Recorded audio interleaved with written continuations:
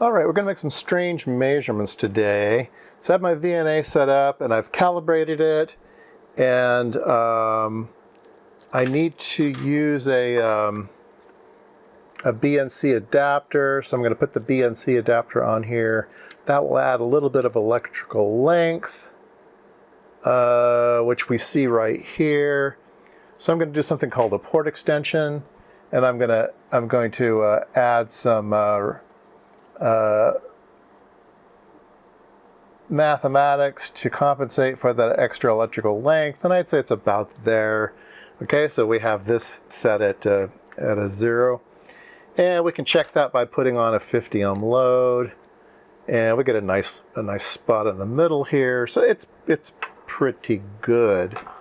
Now what I'm going to do is I'm going to set it to it's calibrated up to 1 gigahertz, but we're going to limit the stop frequency to 100 megahertz. All right, I have a nice spot there now. And let's check the 50 ohms again. Yeah, we're right spot, little thing. So 0 to, or 300 kilohertz to 100 megahertz. Okay, so what are we going to measure today? Well, we're going to measure the input of an oscilloscope. I've never done this before.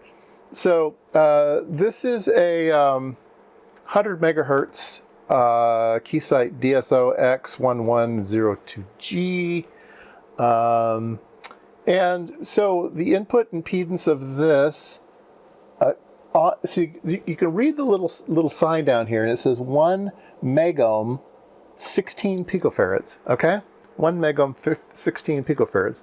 So if we come back over here, and we look at a marker, okay, and we look up here, it's saying 15 picofarads, 15.4. So yeah, it's measuring about 15 picofarads. The front of the box is 16, so I'd say that's pretty good. And it's measuring pretty much open, okay, because it's 1 megohm input. It's pretty much open except for that picofarad adding a bit of reactance to it. All right, so that's what that scope does. Let's look at channel 2. I think channel 2 does the same thing. Yeah, channel 2.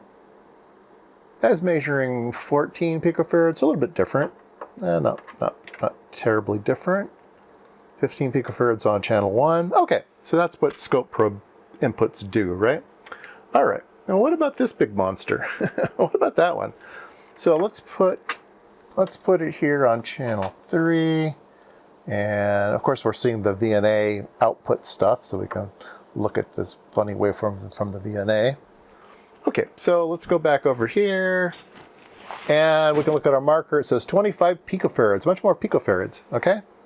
So if we go over to this box and we read the lettering here, it says 1 megohm impedance, but 24 picofarads. It's unusual that this faster scope has more picofarads on the input. So anyway, 24 picofarads on the input.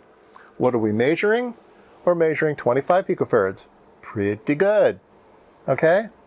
All right. And what if we tell channel 3 to be 50 ohms? Okay, so I'll turn on 50 ohms. And what do we see on the VNA? We're getting 50 ohms, a nice little spot right there at 50 ohms. So everything is looking good. Everything's looking good. All right. But that's only up to 100 megahertz, okay? So let's take a look at this thing up to 1 gigahertz. Frequency stop, we'll do 1 gigahertz. Now we're going up to 1 gigahertz, and we're still right about in the middle there. Our 50 ohm load on channel 3 is still about 50 ohms. A little bit of squigglies in there, but that's to be expected. So everything's looking pretty good there, okay? So, so let's go back to here. So we're running 1 gigahertz at 50 ohm impedance. Let's go back and set it at 1 megohm impedance. Okay, so we'll go back to 1 megohm impedance on the input. And so we should see that big open again. And we don't. We get a curlicue, which is interesting. So again, we have 25 picofarads running on this line here. And it's up to 30 picofarads there. let's see, at 200 megahertz, it's about 36 picofarads.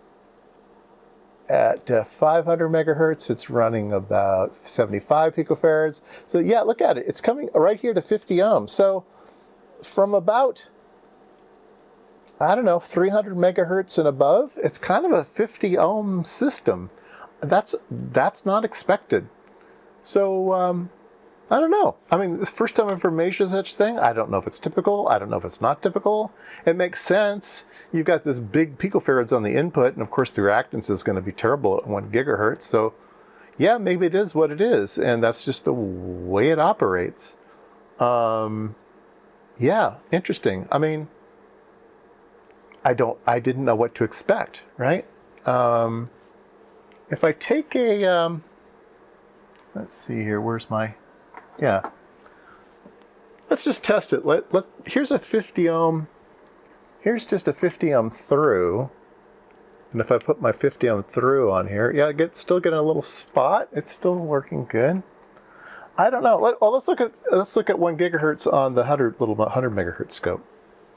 So I put it on this 100 megahertz scope, and that's sort of what I would expect it. I sort of would have expected to keep the picofaradness the same. Let's see here, marker.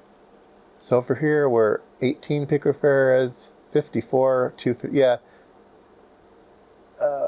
We'll go. Oh yeah, we're going into nanohenries there, but yeah, 36. So anyway, I don't know. It's just an interesting. I mean, it's one of the dangers of having too much test equipment is you start measuring your test equipment with your other test equipment. You got nothing else to do, right? You're retired and bored in the garage, so what else do? You just hook things up and see what happens.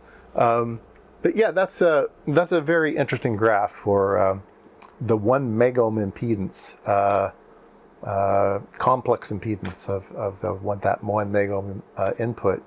So yeah, there you go. Comment below if you know what I'm not doing, or you know what I'm talking about or not talking about.